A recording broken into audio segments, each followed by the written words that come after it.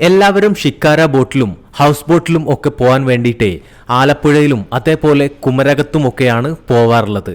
എന്നാലേ നമ്മുടെ തൊട്ടടുത്ത് കോഴിക്കോട് ഒരു കുട്ടനാടുണ്ട്. അപ്പോൾ വിട്ടാലോ? കോഴിക്കോട് നിന്നും കക്കോടിയിലൂടെ വേണം ഉള്ളോപ്പാറയിലേക്ക് വരാൻ.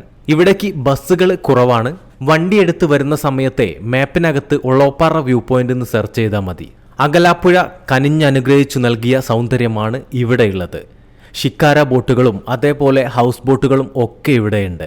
ഇവിടേക്ക് ഒരുവിധം എല്ലാ ആളുകളും വരാറുള്ളത് വൈകുന്നേരങ്ങളിലാണ്. ബോട്ടിനകത്തെ യാത്രയും അതോടൊപ്പം നല്ല ഭംഗിയിൽ സൺസെറ്റും ഇവിടുന്ന് ആസ്വദിക്കാൻ പറ്റും. ഈ വരുന്നതാണ് ഇവിടുത്തെ തമ്പുരാൻ. ഇനി നമ്മൾ ഇതിനകത്താണ് യാത്ര. ഒറ്റ നോട്ടത്തിലെ കുട്ടനാടൊക്കെ പോലെ നമുക്ക് തോന്നും. ഫാമിലി ആയിട്ടും ഫ്രണ്ട്സായിട്ടും ഇനി ഗെറ്റ് ടുഗദർ ആണെങ്കിലും എൻഗേജ്മെൻ്റ് ആണെങ്കിലും ബർത്ത്ഡേ ആണെങ്കിലും ഒക്കെ നമുക്ക് ഇതേപോലത്തെ ബോട്ടുകളിൽ നടത്താൻ പറ്റും.